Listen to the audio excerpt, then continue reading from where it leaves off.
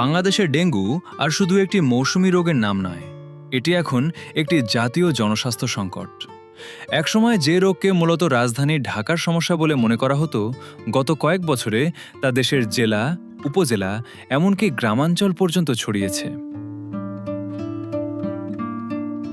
জলবায়ু পরিবর্তন, অনিয়ন্ত্রিত নগরায়ন, অপরিকল্পিত বর্জ্য ব্যবস্থাপনা, স্থির পানির আধিক্য এবং জনসচেতনতার ঘাটতি সব মিলিয়ে ডেঙ্গু আজ বাংলাদেশের জন্য ভয়াবহ হুমকি হয়ে উঠেছে।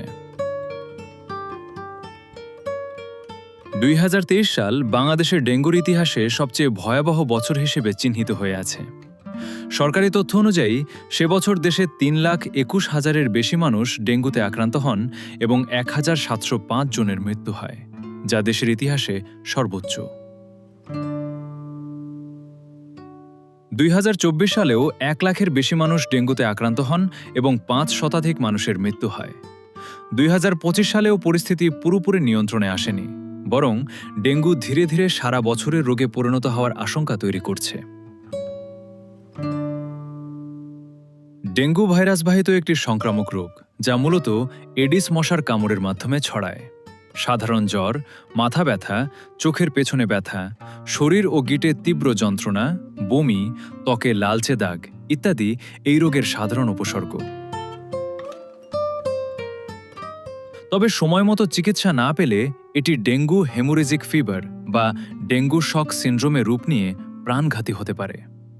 ডেঙ্গু মোকাবিলার সবচেয়ে কার্যকর উপায় চিকিৎসা নয়, প্রতিরোধ। কারণ এখনও ডেঙ্গুর নির্দিষ্ট কোনো ওষুধ নেই।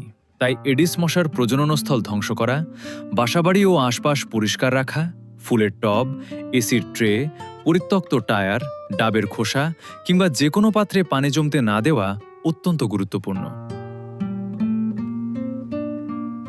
পাশাপাশি মশারি ব্যবহার, মশা নিরোধক ব্যবহার, ফুলহাতা পোশাক পরা এবং কমিউনিটি পর্যায়ে পরিচ্ছন্নতা কার্যক্রম জোরদার করা জরুরি।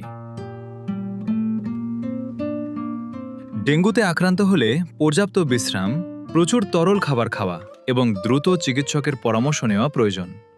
অনেক ক্ষেত্রে রোগীরা শুধু প্ল্যাটেলেট সংখ্যা নিয়ে আতঙ্কিত হয়ে পড়েন, অথচ চিকিৎসা বিজ্ঞানের দৃষ্টিতে রোগীর সামগ্রিক শারীরিক অবস্থা, রক্তচাপ, রক্তের ঘনত্ব এবং সতর্কতামূলক লক্ষণগুলো আরও বেশি গুরুত্বপূর্ণ।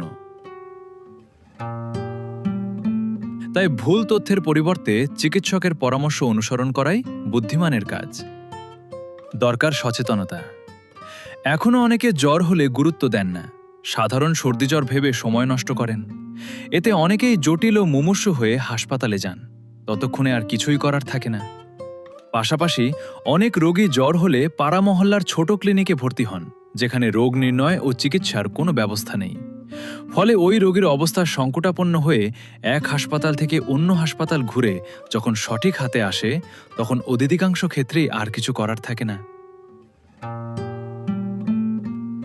তাই অসুখের শুরুতেই এমন একটি হাসপাতাল দরকার যেখানে রোগীর জীবন বাঁচানোর সব আয়োজন আছে। এখন আর ডেঙ্গু আগের উপসর্গ নিয়ে হাজির হয় না। প্রায়ই দেখা যায় স্নায়বিক দুর্বলতা, কালো পায়খানা ও শ্বাসকষ্ট নিয়ে হাসপাতালে আসেন। আবার কোনো কোনো রোগীর জ্বরের উপসর্গ দেখা দিলে ডেঙ্গু টেস্ট পজিটিভ আসে না, তখন রোগীরা ডেঙ্গু হয়নি ভেবে আর গুরুত্ব দেন না। তখনই ঘটে দুর্ঘটনা। তাই সবসময় চিকিৎসকের পরামর্শকে গুরুত্ব দিতে হবে। ডেঙ্গুর বিরুদ্ধে এই লড়াই কেবল সরকারের নয়, এটি নাগরিক, পরিবার, স্থানীয় প্রশাসন, স্বাস্থ্যকর্মী, শিক্ষা প্রতিষ্ঠান এবং গণমাধ্যম সবার সম্মিলিত দায়িত্ব।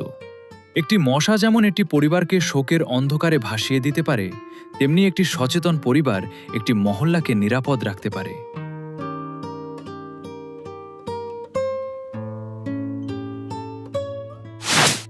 জীবনযাপনের আরও খবর জানতে সাবস্ক্রাইব করে চোখ রাখুন গ্রিন ভিউ ইউটিউব চ্যানেল।